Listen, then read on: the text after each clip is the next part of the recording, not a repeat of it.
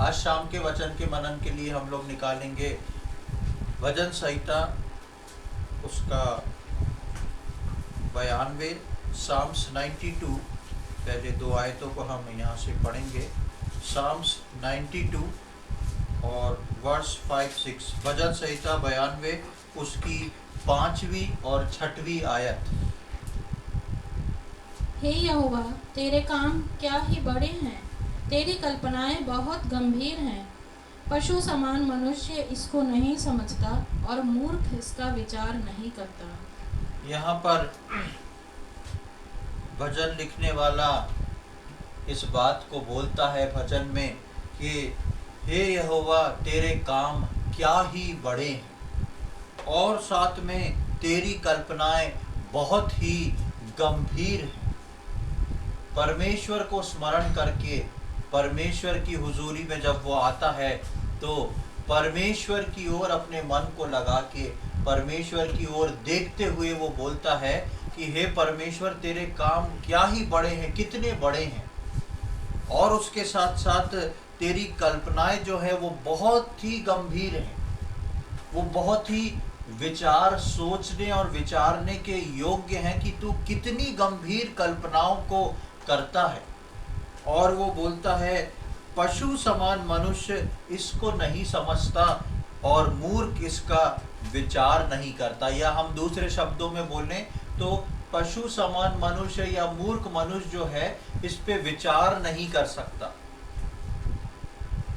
साधारणतः हम जब परमेश्वर की नज़दीकी में आते हैं, उसके भवन में आते हैं या व्यक्तिगत जीवन में आते हैं, तो हम लोग बाइबल पढ़ते हैं, हम लोग प्रार्थना करते हैं, गीत गाते हैं और अपनी प्रार्थनाओं में स्तुति आराधना करके अपनी प्रार्थनाओं में हम लोग रखते हैं जो हमारी आवश्यकता होती है, या हम जिन जिन बातों को देख रहे हैं, जिन बातों का बोझ प्रभु हमारे ऊपर डाल रहा है, उन बातों के लिए हम प्रार्थना करते हैं। इस प्रकार हमारा मसीह जीवन चलता है। परमेश्वर के वचन के अनुसार हम चलने की कोशिश करते हैं। इस प्रकार हमारा मसीह जीवन चलता है। लेकिन यहाँ परमेश्वर का वचन जो है भजन 92 5-6 में बताता है कि परमेश्वर के विचार, उसकी योजनाएं, उसकी कल्पनाएं जो हैं वो बहुत ही गंभीर हैं और उसके काम जो हैं वो बहुत बड़े बड़े हैं।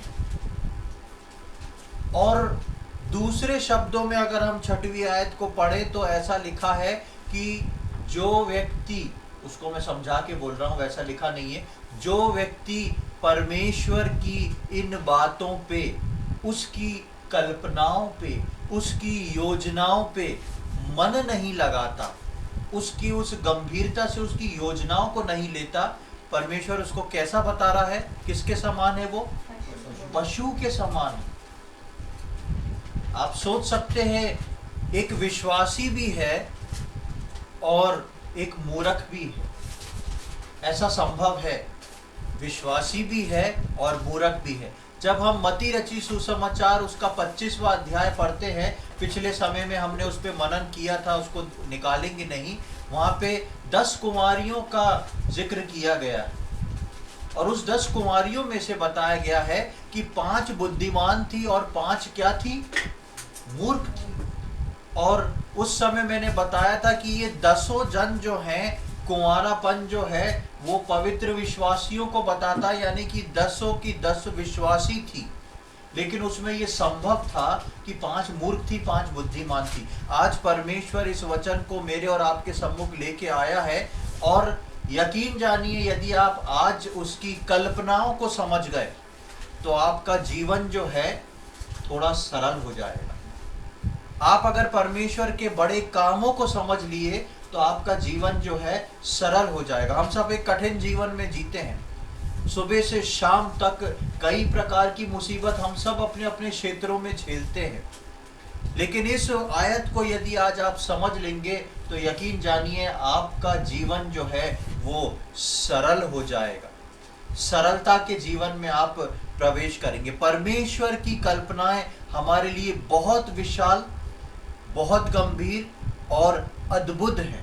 परमेश्वर की कल्पनाएं हमारे लिए बहुत विशाल, बहुत अद्भुत और बहुत गंभीर है, और कई बार हम इस पर विश्वास नहीं करते, पर स्वयं अपनी नज़र से अपने जीवन और उसके भविष्य को देखकर भयभीत होते हैं।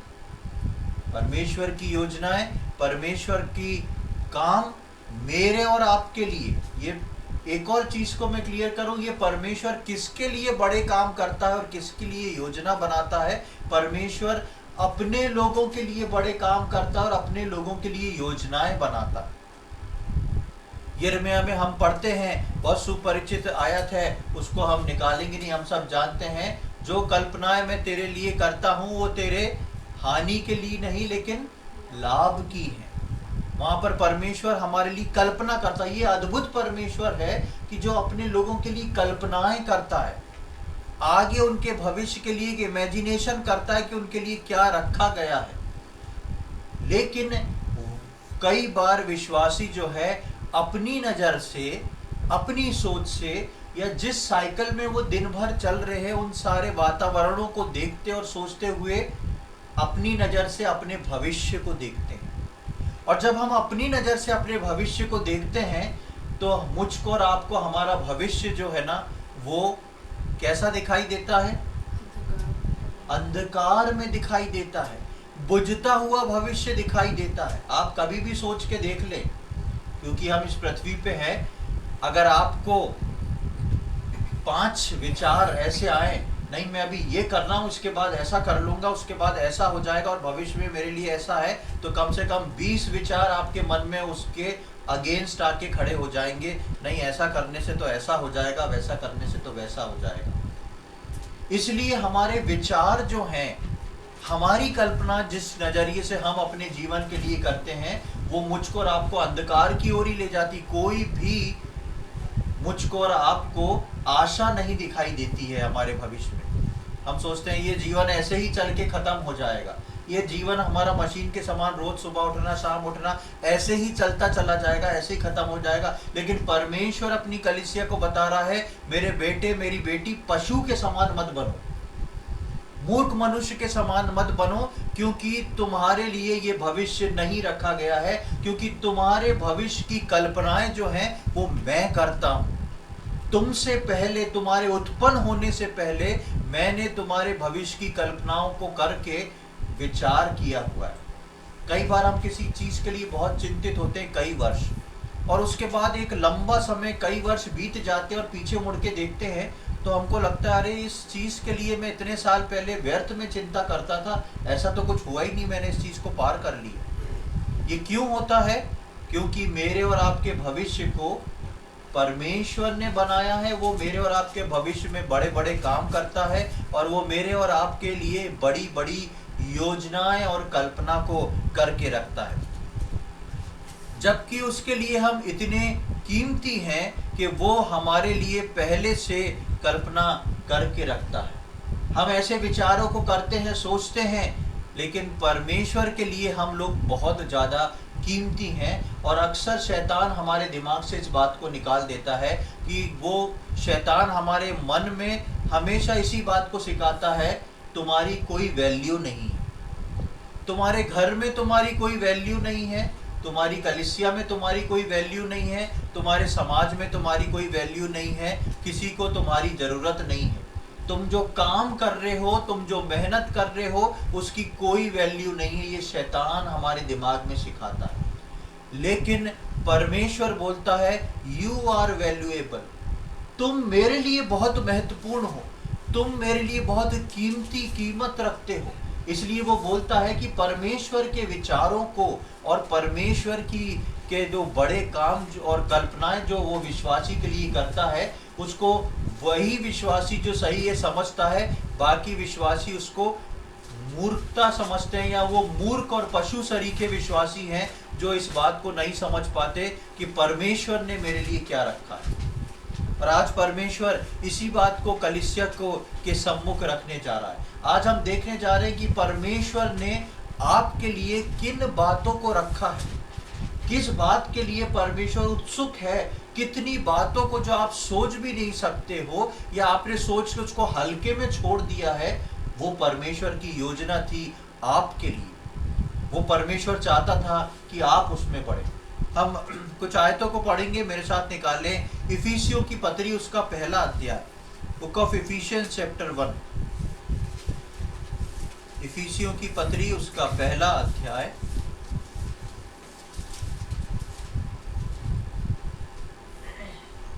और उसकी 3री आयत से लेके 5वीं आयत तक पढ़ेंगे। Ephesian 1 versus 3 to 5। जैसा उसने हमें जगत की उत्पत्ति से पहले उसमें चुन लिया कि हम उसके निकट प्रेम में पवित्र और निर्दोष हों, और अपनी इच्छा के भले अभिप्राय के अनुसार हमें अपने लिए पहले से ठहराया कि यीशु मसीह के द्वारा हम उसके लेपालक पुत्र हों, कि उसके उस अनुग्रह की महिमा की स्तुति हो जिसे उसने हमें उस प्रिय में सेठ में दिया। यहाँ पर जब हम आते हैं तो देखते हैं सबसे पहले 3री आयत में लिखा है, हमारे प्रभु यीशु मसीह के परमेश्वर और पिता का धन्यवाद हो कि उसने हमें मसीह में स्वर्गीय स्थानों में सब प्रकार की आत्मिक आशीष दी है। और 4थी आयत में एक आयत है, उस 4थी आयत में एक बात है जिसको मैं पहले समझाना चाहता हूँ। 4थी आयत में लिखा है, उसने हमें जगत की उत्पत्ति से पहले। ये जगत की उत्पत्ति कब हुई? बाइबल में जगत की उत्पत्ति हम कहाँ पढ़ते हैं? जेनेसिस में, उत्पत्ति में पढ़ते हैं। उत्पत्ति के पहले अध्याय में पढ़ते हैं कि परमेश्वर ने किस प्रकार प्रकाश को बनाया, परमेश्वर ने किस प्रकार, सबसे पहले हम पढ़ते हैं आदि में परमेश्वर ने पृथ्वी और आकाश की रचना करी। उसके बाद दूसरे में पढ़ते हैं पृथ्वी बेडौल थी। पहले रचना जो परमेश्वर, उत्पत्ति के पहले अध्याय का पहला पद जो बोलता है, परमेश्वर ने आदि में आकाश और पृथ्वी की रचना करी, ये जगत का बनाने का तरीका या जगत को बनाने की बात को बताया गया है। और यहाँ पर हम पढ़ते हैं कि उसने हमें जगत की उत्पत्ति से पहले, क्या विचार परमेश्वर के मन में चल रहा है। और मैं उस बात को बता चुका हूं कि उत्पत्ति की पहली आयत और दूसरी आयत में अनगिनत लाखों करोड़ों साल का डिफरेंस है। अनगिनत लाखों करोड़ों साल का डिफरेंस है। पहली आयत में कि परमेश्वर ने पृथ्वी को बनाया और दूसरी आयत में कि पृथ्वी बेडौल थी। परमेश्वर ने पृथ्वी को बेडौल नहीं बनाया था, उससे पहले कुछ था जो परमेश्वर ने रचा था, लेकिन उसका जिक्र बाइबल में नहीं है। लेकिन जो परमेश्वर ने रचा था, उसको रचने से पहले परमेश्वर ने अपने इमेजिनेशन में, अपनी कल्पनाओं में मुझको और आपको बनाया और मेरे और आपके भविष्य को देखा और डिसाइड करके मेरे और आपको दिया। सोचें, मेरे और मैं और आप क्या वैल्यू रखते हैं कि जिससे पहले इस जगत को परमेश्वर बना रहा है, उससे पहले परमेश्वर मुझको और आपको चुन के मेरे और आपके लिए विचार कर रहा है। ये वो परमेश्वर है, अद्भुत परमेश्वर है। और हम इसकी 3री आयत में हमने देखा कि हमको पहले से यीशु मसीह ने में स्वर्गीय स्थानों में सब प्रकार की आशीष दी। अभी हम स्वर्ग से आत्मा बना के पृथ्वी पे भेजी गई है हमारी। मुझको और आपको, जो मेरा और आपका जो जन्म हुआ है वो पृथ्वी पे हुआ है। नागरिक हम पृथ्वी के, अपने देश के कहलाते हैं, लेकिन परमेश्वर का वचन बोलता है कि उसने हमको पहले से, बहुत पहले से यीशु मसीह में स्वर्गीय स्थानों में सब प्रकार की आशीषें दी है। ये स्वर्गीय स्थानों की आशीष क्या है? एक उदाहरण देके मैं आपको समझाता हूं। सोच लीजिए, एक राजा के परिवार में एक बेटा उत्पन्न हुआ। अब वो बड़ा होएगा तो राजकुमार बनेगा, बड़ा होगा तो राजकुमार बनेगा। लेकिन राजसी घराने में उसकी पैदाइश के बाद उसको ट्रेनिंग के लिए या उसको कुछ बनने के लिए 15-20 साल के लिए बाहर भेज दिया जाता है, ताकि वो वहाँ से कुछ बन के आए, तैयार हो के आए। ये 15-20 साल के लिए ये राजकुमार जो बाहर है, ये कैसे भी लोगों के साथ रहे, कैसा भी ट्रीटमेंट इसके साथ होए, लेकिन इसके पैदा होते ही इसके लिए कुछ चीज़ें जो है निश्चित कर दी गई। क्या निश्चित कर दी गई है? कि ये राजा का बेटा है, ये राजा का बेटा ही कहलाएगा। आने वाले समय में ये कौन होएगा? आने वाले समय में ये राजा, राजकुमार जो है राजा बनेगा, इस देश का राजा बनेगा। और अभी जो उसके पिता का, यानी कि अभी जो राजा है उसका जो पूरा महल है, उसकी जो पूरी प्रजा है, उसकी जो पूरी प्रॉपर्टी है, उसका जो पूरा देश है, वो सब किसका है? इस राजकुमार का है, उसके बेटे का है। लेकिन इसको ट्रेनिंग के लिए भेज दिया गया कुछ सालों के लिए बाहर। लेकिन इसके पैदा होते ही, क्योंकि वो उस घर में पैदा हो गया, इसलिए उस राजा का सब कुछ इसका हो गया। इसी प्रकार परमेश्वर ने जिन लोगों को जन्म दिया है, जन्म दिया मतलब कि परमेश्वर ने जिनके सामने ये अवसर लाके, जिनके जो उद्धार के अनुभव में आ गए हैं, वो कौन बन चुके हैं? परमेश्वर की संतान बन चुके हैं। हम नए नियम में पढ़ते हैं, हमको परमेश्वर की संतान होने का अधिकार मिल चुका है। अब उस अधिकार में मैं और आप पैदा हुए हैं। ये बात भले ही अलग हो कि हम कहाँ पर पैदा हुए, कब हमने प्रभु को ग्रहण किया, चाहे जवानी में, चाहे बचपन में, चाहे बुढ़ापे में, कभी भी हमने प्रभु को ग्रहण किया हो, लेकिन प्रभु की नज़रों में मैं और आप हमारे इस पृथ्वी पे उत्पन्न होने से पहले उसकी नज़र में, उसके इमेजिनेशन में उत्पन्न हो चुके थे। इसलिए उसने स्वर्गीय स्थानों की सारी आशीषें, जो हम तीसरी आयत में पढ़ते हैं कि पिता का धन्यवाद हो कि उसने हमें मसीह में स्वर्गीय स्थानों में सब प्रकार की आशीषें दी हैं। यानी कि वो स्वर्ग जो है वो मेरा और आपका है। उस स्वर्ग की चीजें जो हैं वो मेरी और आपकी हैं। उस स्वर्ग को का बनाने वाला परमेश्वर जो है वो भी मेरा और आपका पिता है। प्रभु यीशु मसीह मेरा और आपका संगी भाई है, और वो ही मुझको और आपको, परमेश्वर के बच्चों को लेने आने वाला है। क्योंकि ये सारी बातें जो हैं वो प्रभु की योजना में है, क्योंकि उसने मुझको और आपको पहले से चुन लिया है।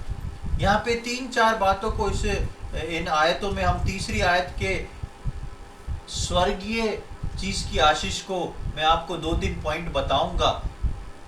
पहली चीज है स्वर्गीय अनंत जीवन। ये स्वर्गीय स्थानों में प्रभु यीशु मसीह में मुझको जो और आपको जो आशीष मिली है वो क्या है? वो है स्वर्गीय अनंत जीवन। दूसरा क्या मिला है? वहां रहने का स्थान।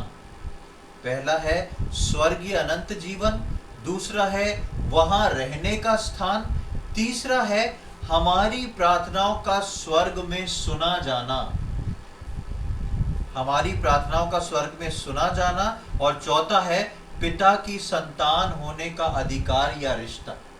ये स्वर्गीय स्थानों की आशीष है। अब आप कहेंगे ये सारी बातें तो हमको पता है।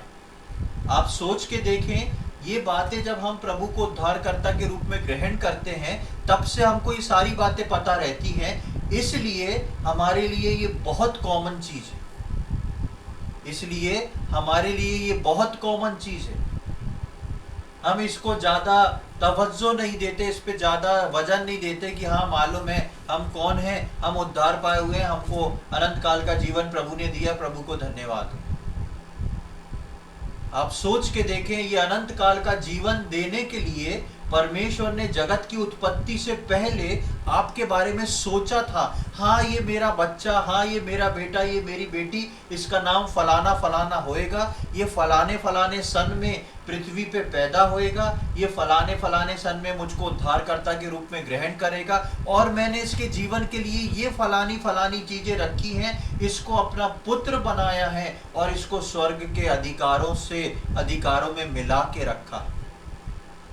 परमेश्वर की इमेजिनेशन सोचिए, देख के एक सेकंड को आप सोच के देखें कि जगत की उत्पत्ति से पहले, परमेश्वर के वचन के अनुसार आज 6000 साल से ज्यादा बीत चुका है। उससे पहले परमेश्वर ने अपनी कल्पना में आपकी कल्पना कर ली थी। कितना महत्वपूर्ण है हम परमेश्वर के लिए, जिसको हम हल्के में कभी लेते हैं। हाँ, प्रभु ने स्वर्गीय स्थानों की आशीष दी है। क्या है ये स्वर्गीय स्थानों की आशीष? वो है अनंत काल का जीवन। जैसा परमेश्वर है वैसा उसने मुझको और आपको बना दिया। जैसा राजा है वैसा ही आगे चल के उसका वो राजकुमार बन जाएगा एक दिन। इसलिए जैसा हमारा परमेश्वर है जिसकी मृत्यु कभी नहीं, उसने मुझको और आपको अनंत जीवन दिया, और वो जहां रहता है वहां रहने के लिए मुझको और आपको आमंत्रित कर दिया, मेरे और आपके लिए द्वारों को खोल दिया, और वहां पर रहने का स्थान, हमारे लिए एक रहने के स्थान को बनाया। और उसी बात को प्रभु यीशु मसीह आके बोलते हैं कि मैं तुम्हारे लिए एक जगह तैयार करने जा रहा हूं। एक स्थान रहने का मेरे और आपके लिए तैयार हो रहा है, और हमारी प्रार्थनाओं का स्वर्ग में सुना जाना। आपने कभी सोचा है, किसी भी समय, दिन हो रात हो, किसी भी समय मैं और आप जब भी कोई बात हमारे मन में आती है तो हम सीधे प्रार्थना कर देते हैं। ये प्रार्थना जो है हमारी संतुष्टि नहीं है। ये प्रार्थना ऐसी नहीं है कि प्रभु ने बोला है कि शाम को 8 बजे से 9 बजे तक मैं मिलूंगा, इस बीच में प्रार्थना करना, या संडे को सुबह आके या शाम को आके आराधना करना, तभी बैठ के अपनी मन की प्रार्थना करना। ये ऐसा परमेश्वर नहीं है। इस परमेश्वर ने बोला है कि हम कभी भी अपनी प्रार्थनाओं को लेके उसके पास पहुंच सकते हैं। कभी भी हमारी प्रार्थनाओं को सुनने वाला परमेश्वर जो है, ये स्वर्गीय स्थान की आशीष है। ये स्वर्गीय स्थान की आशीष है कि परमेश्वर पूरे समय 24/7 मेरी प्रार्थनाओं को सुनता है। भजन में लिखा है कि उसके कान जो हैं वो धर्मी की प्रार्थना की ओर लगे रहते हैं। उसकी दृष्टि जो है धर्मी की ओर लगी रहती है। क्यों लगी रहती है? क्योंकि मैं और आप स्वर्गीय स्थानों में आशीष पाए हुए लोग हैं, और उसने मुझको और आपको पिता की संतान होने का अधिकार दिया है। 4 आयत में हम देखते हैं, जगत की उत्पत्ति से पहले निर्दोष और पवित्र होने के लिए चुना। 4 आयत के आखिरी में पढ़ते हैं, पहले उसने चुन लिया कि हम उसके निकट प्रेम में पवित्र और निर्दोष होएं। बिना पवित्र और निर्दोष हुए हम परमेश्वर के सम्मुख नहीं पहुंच सकते, लेकिन परमेश्वर ने हमको पवित्र और निर्दोष होने के लिए चुना है। परमेश्वर ने मुझको और आपको पवित्र और निर्दोष होने के लिए चुना है, और ये काम परमेश्वर ने मुझ पे और आप पे नहीं छोड़ा।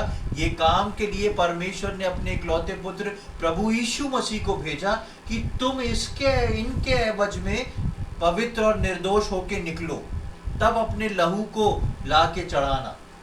इनके लिए, किनके लिए? जिनके लिए मैंने जगत की उत्पत्ति से पहले कल्पना की थी। मैं इनके लिए कल्पना कर चुका हूं। इसलिए परमेश्वर ने बोला, हे मेरे बेटे, तुझको जाके क्रूस की मृत्यु उठाना ही पड़ेगी, तुझको जाके अपना लहू बहाना ही पड़ेगा, क्योंकि मैं जगत की उत्पत्ति से पहले अपने इस बेटे, अपनी इस बेटी के लिए कल्पना कर चुका हूं, और उस कल्पना को पूरा करने के लिए तुझको जाके अपने पवित्र लहू को बहाना पड़ेगा, ताकि ये लोग जो हैं वो निर्दोष और पवित्र होके मेरे सम्मुख आके खड़े हो सके। उसने मुझको और आपको निर्दोष और पवित्र होने के लिए चुना। उसके बाद 5वीं आयत में हम देखते हैं, मसीह में हमको लेपालक पुत्र होने के लिए चुना, कि वो हमारे लिए पहले से सब करके रखता है। 5वीं आयत में अपनी इच्छा के भले अभिप्राय के अनुसार हमें अपने लिए पहले से ठहराया कि यीशु मसीह के द्वारा हम उसके लेपालिक पुत्र हो। पहले से ठहराया, पहले से ठहराया यानी कि जगत की उत्पत्ति से पहले उसने मुझको और आपको परमेश्वर का पुत्र होने के लिए ठहरा दिया। वो संशिप हमको दी, पहले से ठहरा दिया कि मैंने इनके लिए कल्पना कर ली है, ये मेरे पुत्र और पुत्री होंगे, ये मेरे राज्य में प्रवेश करेंगे। तो ये जो है, जो पहली हमने 3री आयत पढ़ी है, ये स्वर्गीय आशीषों की बात है। ये स्वर्गीय आशीषों में हम इतनी चीज़ों को पाते हैं जिसके लिए कई बार हम कल्पना नहीं करते हैं।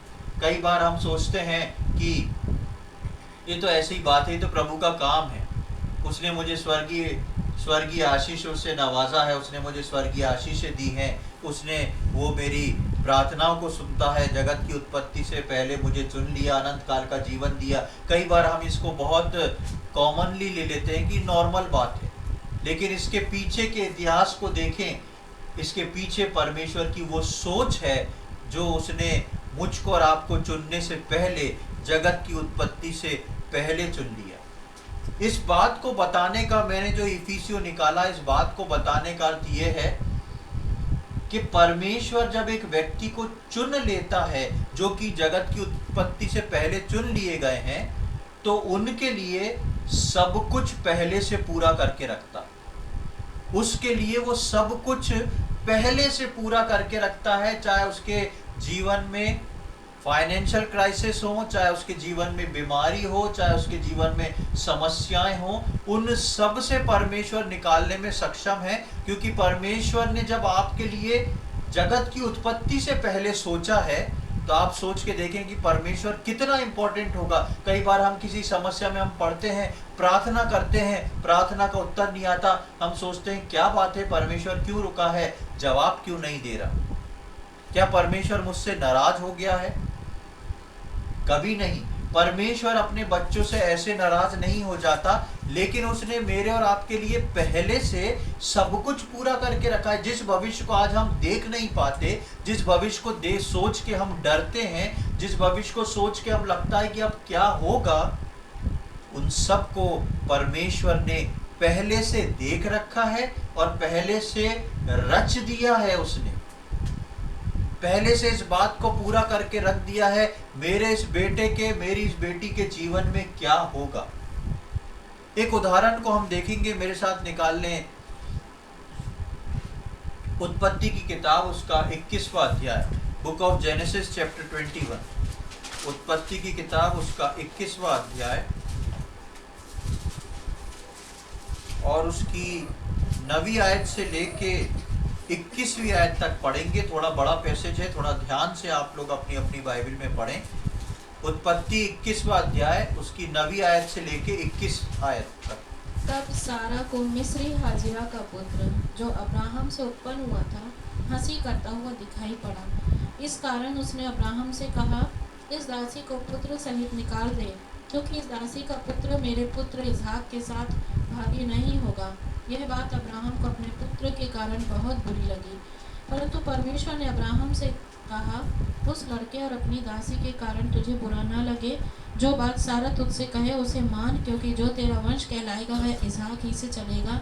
दासी के पुत्र से भी मैं एक जाति उत्पन्न करूंगा, इसलिए कि वो तेरा वंश है। इसलिए अब्राहम ने सवेरे तड़के उठकर रोटी और पानी से भरी चमड़े की थैली भी हाजिरा को दी और उसके कंधे पर रखी, और उसके लड़के को भी उसे देखकर उसको विदा किया। वह चली गई और बेरशेबा के जंगल में भटकने लगी। जब थैली का जल समाप्त हो गया, तब उसने लड़के को एक झाड़ी के नीचे छोड़ दिया और आप उससे तीर भर के टप्पे पर दूर जाकर उसके सामने यह सोचकर बैठ गई, मुझको लड़के की मृत्यु देखनी ना पड़े। तब वह उसके सामने बैठी हुई चिल्ला चिल्ला के रोने लगी। परमेश्वर ने उस लड़के की सुनी और उसके दूत ने स्वर से हाजिरा को पुकार के कहा, हे हाजिरा, तुझे क्या हुआ? मत डर, क्योंकि जहाँ तेरा लड़का है वहाँ से उसकी आवाज़ परमेश्वर को सुन पड़ी है। उठ, अपने लड़के को उठा और अपने हाथ से संभाल, क्योंकि मैं उसके द्वारा एक बड़ी जाति बनाऊंगा। तब परमेश्वर ने उसकी आंखें खोल दी और उसको एक कुआं दिखाई पड़ा। तब उसने जाकर थैली को जल से भरकर लड़के को पिलाया और परमेश्वर उस लड़के के साथ रहा। और जब वह बड़ा हुआ तब जंगल में रहते रहते धनुर्धारी बन गया। वो पारान नामक जंगल में रहा करता था और उसकी माता ने उसके लिए मिस्र देश से एक स्त्री मंगवाई। 21वें अध्याय में हम सब जानते हैं कि यहाँ पे हाजिरा के बारे में लिखा हुआ है। ये हाजिरा वो स्त्री है जो अब्राहम के साथ सारा ने इसको दे दिया था अब्राहम को, क्योंकि सारा को कोई पुत्र उत्पन्न नहीं हो रहा था। और इस हाजिरा जो उनकी दासी थी, उसके द्वारा अब्राहम को एक पुत्र उत्पन्न हुआ, वो था इस्माइल। और उसके बाद हम देखते हैं कि जब सारा का पुत्र उत्पन्न हो गया कुछ समय बाद, तो सारा को फिर ये पुत्र और ये दासी जो थी उसकी आंखों में खटकने लगी और वो बोलती है इसको हटाओ अब यहाँ से। और अब्राहम को बुरा लगता है, परमेश्वर बोलता है अब्राहम से नहीं, जैसा वो कह रही तो वैसा ही करो, इसको हटाओ क्योंकि ये प्रतिज्ञा का पुत्र नहीं, इसको भेजो, पर मैं इसके भी साथ रहूंगा, आशीष दूंगा। और यहाँ पर हम देखते हैं कि हाजिरा को भेज दिया जाता है। हाजिरा को अपने बच्चे समेत निकलना पड़ा और वो सोची कि अब यही मेरे और मेरे बच्चे का अंत है। हाजिरा जो थी जब निकल पड़ी, हमने अभी पढ़ा कि वो जब जंगल में जाती है, खाना पीना सब खत्म हो जाता है, पानी सूख जाता है और वो इस पोजीशन पे पहुंच जाती है कि अब कुछ भी नहीं है और इस जंगल में कहीं से मदद भी नहीं। ऐसी स्थिति में वो जब देख लेती है, उसने बहुत सारे प्रयत्न तो करे होंगे बचने के लिए और कम से कम अपने बच्चे को बचाने के लिए, लेकिन जब सारे प्रयत्न उसके फेल हो गए तो वो अपने लड़के को दूर कहीं जाके छोड़ देती, दूर बिठा देती है, क्योंकि उसका लड़का जो है वो इतना छोटा भी नहीं है और इतना बड़ा भी नहीं। आप देखेंगे कि जब 21वें अध्याय में हमने पढ़ना शुरू करा तो सारा ने उसको हंसी करते पाया था, मतलब वो एक लड़कपन की उम्र है, छोटी उम्र है, लेकिन वो ऐसा भी नहीं कि उसको गोद में ही लेके चलना है। इसलिए जो हाजिरा है वो उसको एक कोने पे छोड़ के चली जाती है। क्यों छोड़ देती है? क्योंकि वो शायद बेसुध हो चुका है, बेहोशी के आलम में पहुंच चुका है पानी ना मिलने के वजह से। और हाजिरा को ये समझ में आ जाता है कि अब जो है किसी भी समय मेरी और मेरे बच्चे की मृत्यु हो जाएगी, क्योंकि ना खाना है ना पानी है। लेकिन हाजिरा जो थी इस बात को नहीं जानती थी कि मेरे और मेरे बच्चे के लिए कल्पना करने वाला परमेश्वर है और वो परमेश्वर सारी बातों को देखता है। इसकी 15वीं 16वीं आयत में जब हम आते हैं तो वहां पर लिखा है, जब थैली का जल समाप्त हो गया तब उसने लड़के को एक झाड़ी के नीचे छोड़ दिया और आप उससे तीर भर के टप्पे पर दूर जाकर उसके सामने ये सोचकर बैठ गई, मुझको लड़के की मृत्यु देखनी ना पड़े। यहाँ पर वो पूरा उसको विश्वास है कि अब मैं और मेरा लड़का जो है वो मरने पे हैं। उसने अपने भविष्य को देख लिया, हाजिरा ने अपने भविष्य को देख लिया कि अब थोड़ी देर में या ज़्यादा से ज़्यादा एक आध दिन में जो है मैं और मेरा बच्चा दोनों मर जाएंगे और अपनी आंखों से अपने बच्चे की मृत्यु को ना देखना पड़े, इसलिए वो दूर हट जाती है। लेकिन जब हम 17 से 19वीं आयत पढ़ते हैं तो वहाँ पर परमेश्वर के उस सहायता को देखते हैं। परमेश्वर वहाँ पर एक स्वर्गदूत को भेजता, वो आवाज़ देता है और वो उसको सारी बातें बता देता है और हम देखते हैं कि उसकी आंखें खोल दी गई और उसको एक कुआं दिख गया और उस कुएं पे वो दौड़ के जाती है, पानी लाती है, अपने बेटे को भी पिलाती होगी, खुद भी पीती होगी और दोनों ठीक हो जाते होंगे। हाजिरा ने अपने जीवन में इस कल्पना को कर लिया था कि मेरा अंत होने वाला है, मैं खत्म होने वाली हूँ, मेरा बच्चा मरने वाला है। लेकिन ये कल्पना हाजिरा की थी, ये कल्पना परमेश्वर की नहीं थी। और वही बात आज परमेश्वर मुझको और आपको बताने जा रहा है कि मुझको और आपको लग सकता है कि मेरा कल आखिरी है, मेरे इतने साल बचे हैं, इतने साल में मेरे को इतना हो जाएगा, ऐसा हो जाएगा, वैसा हो जाएगा। लेकिन ये कल्पनाएं सिर्फ और सिर्फ आपकी हैं, आपके परमेश्वर की नहीं, क्योंकि आपके परमेश्वर की कल्पनाएं आपके लिए लाभ की हैं, हानि की नहीं। और परमेश्वर ने आपके और मेरे लिए उन कल्पनाओं को रखा है जो मेरे और आपके लाभ की हैं। और जब हम इसकी 20-21वीं आयत में आते हैं तो हम उसके बाद देखते हैं कि उसके लिए सब कुछ पूरा किया परमेश्वर, सब कुछ पूरा किया।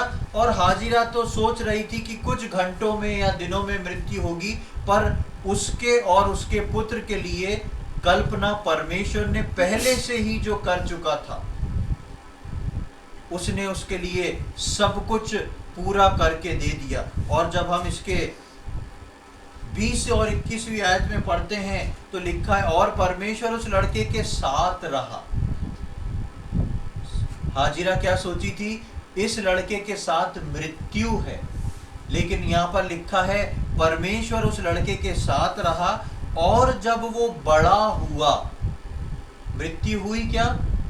नहीं हुई। लिखा है और जब वो बड़ा हुआ तब जंगल में रहते रहते धनुधारी बन गया। जंगल में रहते रहते उसी स्थान पे रहा और धनुधारी बन गया। यानी कि वो बच्चा पूरा, उसने अपने बचपन को काटा, जवानी को काटा, और बड़ा होके वो एक तेज शिकारी बन गया, धनुधारी बन गया। ये वो काम था जो परमेश्वर ने इस्माइल को सौंप दिया था। ये वो काम था जो परमेश्वर ने इस्माइल को दे दिया। हाजिरा सोच रही है अभी मेरा बच्चा मरने वाला है, मैं मरने वाली हूँ, लेकिन कल्पना में परमेश्वर ने पहले देख लिया इतने साल बाद ये व्यक्ति जो है एक धनुधारी बनेगा। परमेश्वर ने उसको एक काम को दिया, या हम कह सकते हैं परमेश्वर ने उसको एक नौकरी दी। कल्पना हाजिरा की क्या थी? अभी मृत्यु होने वाली है। परमेश्वर की कल्पना क्या थी? इतने साल बाद ये जाके एक धनुधारी बनेगा। और 21वीं आयत में हम पढ़ते हैं वो परान नामक जंगल में रहा करता था और उसकी माता ने उसके लिए मिस्र देश से एक स्त्री मंगवाई। क्यों मंगवाई? उसकी शादी के लिए मंगवाई, क्योंकि हाजिरा जो थी वो खुद मिस्र की एक स्त्री थी। तो यहाँ पर जो है वो अपने बेटे के लिए एक स्त्री को मंगवा रही है शादी के लिए। ले क्या क्या क्या हुआ इसमें कि ये व्यक्ति, ये इस्माइल जो है वो उस दिन मरा नहीं, वरन बड़ा हुआ। परमेश्वर उसके साथ रहा और उसके बाद वो परमेश्वर ने उसको एक काम को सौंपा, और उसके बाद परमेश्वर उसके विवाह को भी करवा रहा। और उसके बाद हम जानते हैं कि इस्माइल की जनसंख्या किस प्रकार से बड़ी, आगे बढ़ती चली गई। हम सोच सकते हैं कि परमेश्वर की तो योजना में इसहाक था, वो वाचा का बेटा था, और परमेश्वर ने इस्माइल को अलग कर दिया था, लेकिन परमेश्वर ने इस्माइल के लिए भी सोच के रखा था। आज मैं और आप कौन हैं? कौन सी संतान है मैं और आप?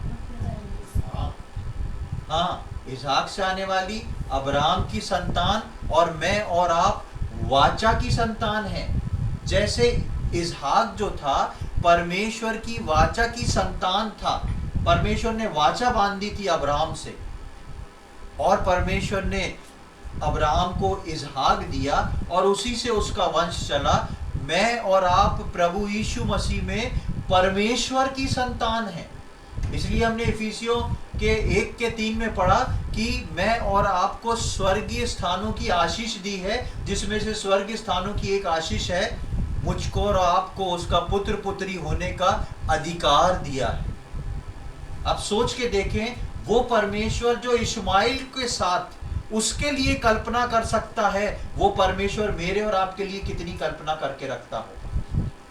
वो परमेश्वर जो हाजिरा और इस्माइल को निकाल दिया गया था उनके लिए कल्पना करता है। हाजिरा सोची थी आज मेरे पुत्र का और मेरा आखिरी दिन है, शायद कुछ घंटे बढ़ जाए तो कल मेरा और मेरे पुत्र का आखिरी दिन है, लेकिन ये हाजिरा की कल्पना थी अपने भविष्य के लिए, परमेश्वर की कल्पना उसके भविष्य के लिए कुछ और थी। ऐसा ही परमेश्वर मेरे और आपके लिए करके रखता है। मुझको और आपको, मेरे और आपके जीवन में भी कई बार इस प्रकार के ख्याल आते हैं, इस समस्या का पता नहीं क्या होगा, इस चीज को मुझको कितने दिन ढोके चलना पड़ेगा, इस समस्या को जो मानसिक रीति से मैं लेके चल रहा हूँ कितने दिन मुझे लेके चलना पड़ेगा, कितनी चीजों को मैं अवॉइड करना चाहता हूँ, कितनी चीजें ऐसी हैं जो मुझको अच्छी नहीं लगती, कितनी चीजें मेरे जीवन में ऐसी हैं जो मुझको जीने नहीं देती हैं, इन चीजों को मैं कब तक लेके चलूंगा। लेकिन परमेश्वर आज मुझसे और आपसे इस बात को बोलता है, मेरे बेटे मेरी बेटी, अपने हिसाब से अपनी कल्पनाओं को मत करो, मेरे को देखो, क्योंकि अगर तुम अपने हिसाब से अपनी कल्पनाओं को करोगे और मेरी कल्पनाओं और मेरे कामों को ध्यान नहीं करोगे तो तुम कैसे हो? पशु के समान हो।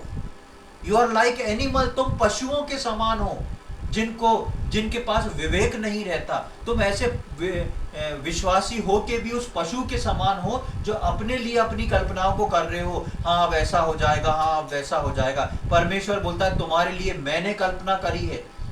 और कब करी है? जिस वक्त मैंने पृथ्वी को भी नहीं बनाया था, उस वक्त तुम मेरे इमेजिनेशन में थे। मैं और आप प्रियो कितने वैल्यूएबल हैं, मैं और आप कितने खास हैं परमेश्वर के लिए, कि परमेश्वर मेरे को और आपको वैल्यू करता है, मेरे और आपके लिए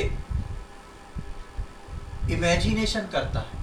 आप सोच के देखें परमेश्वर कितना व्यस्त परमेश्वर होएगा। इस पूरी पृथ्वी को चलाना, स्वर्ग को चलाना, नर्क लोक पे नजर रखना, सारी चीजों को देखना, अरबों खरबों लोगों की प्रार्थनाओं को सुनना, सारी चीजों को अपने वचन जो उसने कह दिया उसके अनुसार सेट करना, एक अपनी क्लॉक को मेंटेन करना, कितने काम है परमेश्वर पे। लेकिन उन कामों के साथ साथ परमेश्वर एक काम बहुत दिलचस्पी लेके करता है, वो है इमेजिनेशन, मेरे और आपके लिए कल्पनाओं को करने का काम। मैं और आप भूल सकते हैं परमेश्वर को, मैं और आप जो है परमेश्वर के बारे में नहीं सोच सकते कई बार, लेकिन परमेश्वर मुझको और आपको सोचता है। हम किस व्यक्ति के बारे में ज्यादा सोचते हैं? जिससे हम बेहद प्यार करते हैं, उस व्यक्ति के बारे में हम ज्यादा सोचते हैं। माता पिता अपने बच्चों के लिए सोचते हैं, ऐसी सब रिश्तों में अलग अलग हम जिस व्यक्ति से ज्यादा हमको प्यार होता है उसका ख्याल हमारे दिमाग में बार बार आता है। तो सोच के देखें परमेश्वर आपसे कितना प्यार करता है, जो आपके लिए वो योजनाएं बनाता है। और आपके लिए योजना ही नहीं बनाता, आपके लिए वो बड़े बड़े काम करता है जो कई बार मुझको और आपको छोटे दिखाई देते हैं। प्रियो, हम हाजिरा के समान अपने भविष्य की कल्पना ना करें, लेकिन परमेश्वर पे भरोसा रखें, क्योंकि उसने मेरे और आपके लिए एक बहुत ही उज्जवल भविष्य को रखा है, एक बहुत ही प्यारे भविष्य को रखा है। अपनी चिंताओं को अलग करें और हम अपने मुंह से अंगीकार करें, बोलें कि मैं प्रभु का धन्यवाद देता हूं, क्योंकि प्रभु मेरे लिए सोचता है और उसने मेरे लिए एक अद्भुत भविष्य को रखा है। वो मेरे लिए बड़े बड़े काम करता आया है और बड़े बड़े काम करेगा भी। हम उन उलझनों में, उन बातों में ना रहें, लेकिन इस बात में हम दिलचस्पी रखें परमेश्वर ने मेरे लिए क्या रखा है, परमेश्वर और अब मेरे को क्या दिखाने जा रहा है, और कितना अद्भुत परमेश्वर ने मेरे भविष्य को बनाया है। एक आखिरी आयत को पढ़ के हम समाप्त करेंगे। निर्गमन उसका 33वां अध्याय, एक्सोडस चैप्टर 33, निर्गमन उसका 33वां अध्याय और उसकी 17वीं आयत। वहां पर परमेश्वर मूसा से देखें क्या कहता है। एक्सोडस 33:17। जिसकी यहोवा ने मूसा से कहा, मैं यह काम भी जिसकी चर्चा तूने की है करूँगा, क्योंकि मेरे अनुग्रह की दृष्टि तुझ पर है और तेरा नाम मेरे चित्त में बसा है। हाँ, परमेश्वर मूसा को बता रहा है। मूसा को नहीं मालूम कि अभी इन इजराइलियों को लेके निकला हूँ, मूसा को नहीं मालूम कि आगे क्या क्या करना है, मूसा को नहीं मालूम कि अभी 40 साल मुझको इन लोगों के साथ चलना है। लेकिन परमेश्वर मूसा से एक बात को बोलता है, और वो क्या है कि मेरे अनुग्रह की दृष्टि तुझ पर है, मेरे अनुग्रह की दृष्टि तुझ पर है और तेरा नाम मेरे चित्त में बसा है। प्रियो, आज परमेश्वर ये बात आपसे बोल रहा है, आज परमेश्वर ये बात आपसे और मुझसे बोल रहा है कि मेरे अनुग्रह की दृष्टि तुझ पर बनी रहेगी, मेरे अनुग्रह की दृष्टि तुझ पर है। और उसके साथ साथ वो बोलता है तू मेरे और तेरा नाम मेरे चित्त में बसा है। परमेश्वर मेरा और आपका नाम अपने चित्त में बसा के रखता है। यहाँ आज आप और मैं जो बैठे हैं वो मूसा से श्रेष्ठ बैठे हैं, क्योंकि मेरे और आपका छुटकारा जो है वो प्रभु यीशु मसीह के लहू के द्वारा हुआ है।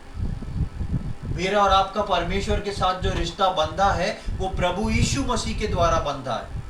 मैं और आप मूसा से श्रेष्ठ हैं। परमेश्वर जब बोलता है मूसा को कि तेरा नाम मेरे चित्त में बसा है, मेरा और आपका नाम भी अपने परमेश्वर के चित्त में बसा हुआ। वो मेरे और आपके लिए सोचता है, वो मेरे लिए और आपके लिए विचार करता है। और आज वो इस बात को हम में से प्रत्येक को बोल रहा है, मेरे बेटे मेरी बेटी, मेरी अनुग्रह की दृष्टि तुझ पर बनी हुई है, क्योंकि तू मेरे चित्त में बसा है। मैं और आप परमेश्वर के चित्त में बसे हैं। मेरे और आपके ऊपर परमेश्वर की अनुग्रह की दृष्टि हुई है। इस बात को लेके चलें। हम भजन 92:5-6 में पढ़े थे कि परमेश्वर के बड़े काम, परमेश्वर की कल्पनाएं और पशु समान मनुष्य से नहीं समझ सकता। प्रियो, मैं और आप पशु समान ना बने, लेकिन हम उसकी कल्पनाओं को और बड़े बड़े काम को स्मरण रखें, क्योंकि वो मेरे और आपके लिए करता है। उसकी अनुग्रह की दृष्टि मुझ पे और आप पे बनी हुई है, और वो मेरा और आपका नाम उसके चित्त पे समाया हुआ है।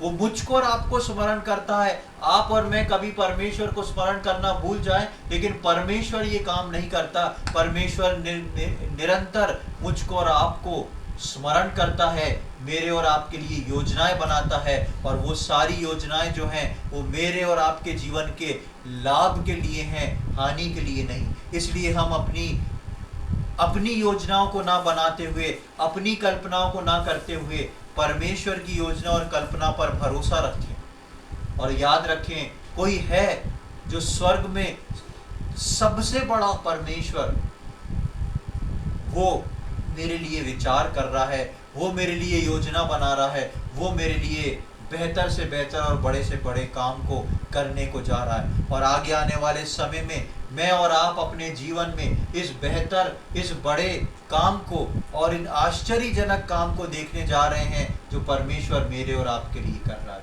परमेश्वर इन वचनों को समझने में हम में से प्रत्येक की सहायता करे। प्रभु के नाम की महिमा हो। आइए हम प्रार्थना करें। प्रभु जी, हम धन्यवाद देते हैं सुंदर समय के लिए। धन्यवाद देते हैं प्रभु आपके वचन के लिए।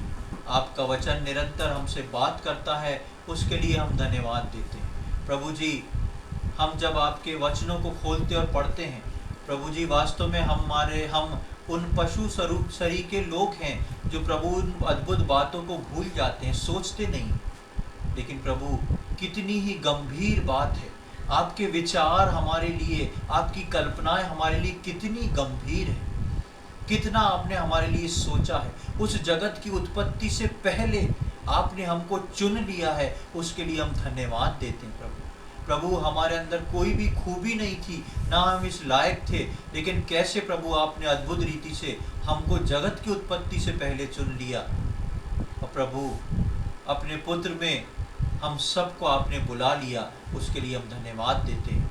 प्रभु, हम धन्यवाद देते हैं उन स्वर्गीय स्थानों की आशीषों के लिए जो आपने पहले से ठहरा के हमको दी। हम बहुत आभारी हैं प्रभु इन आत्मिक आशीषों के लिए, और हम धन्यवाद देते हैं प्रभु। कई बार हमारे जीवन में ऐसा हो जाता है कि हाजिरा के समान हम भी अपने भविष्य को निर्धारित कर लेते हैं, लेकिन हम धन्यवाद देते हैं प्रभु, आप हमारे भविष्य की कल्पना करने वाले, गंभीर कल्पना करने वाले परमेश्वर हैं। आप हमारे लिए बड़े बड़े काम करने वाले परमेश्वर हैं, उसके लिए हम धन्यवाद देते हैं। आज प्रभु, प्रत्येक जितने उपस्थित हैं, हम एक एक जन के लिए प्रार्थना करते हैं प्रभु जी। हो सकता है कई बार हमने अपनी आंखों से, अपनी सोच विचारों से प्रभु अपने भविष्य को देखने की कोशिश की होगी, अपने भविष्य की कल्पना की होगी, लेकिन प्रभु उन सारी कल्पनाओं को आज हम यीशु मसीह के नाम से शून्य करते हैं। और प्रभु, हम प्रार्थना करते हैं कि हम सब के जीवन में प्रभु जी आपने जो कल्पनाएं कर रखी हैं वो कारगर हो जाए। आपकी इच्छाएं प्रभु जी हमारे जीवन में पूरी हो जाएं। प्रभु जी, यदि हम अपनी कल्पनाओं को करके अपने जीवन में ही कुछ रोड़ा बने हैं तो हम उसके लिए क्षमा मांगते हैं। और प्रभु, हम प्रार्थना विनती करते हैं, हमारी वो आत्मिक आंखें खुल जाएं प्रभु। जिस प्रकार प्रभु हाजिरा दर्शन पाके उसकी आंखें खुल गईं और उसने उस कुएं को देख लिया, प्रभु जी हमारी आत्मिक आंखों को खोल दें प्रभु जी, ताकि हम उन कल्पनाओं को देख के जो आपने हमारे लिए की हैं विश्वास करके प्रभु आपके पीछे चलने वाले हो सकें और अधिक आप में बढ़ने वाले हो सकें। हम पशु सरीखे होके खुद ना विचारें, लेकिन आपके विचार पर विश्वास करते हुए आप में मजबूती से आगे बढ़ सकें, ऐसी हमारी विनती प्रार्थना है। इस दिए हुए समय के लिए प्रभु हम धन्यवाद देते हैं। आपने हमारी प्रार्थना को सुन लिया है, उसके लिए हम धन्यवाद देते हैं। ये सारी बातें अपने उद्धारकर्ता प्रभु यीशु मसीह के पवित्र और मीठे नाम से मांगते हैं, आमीन।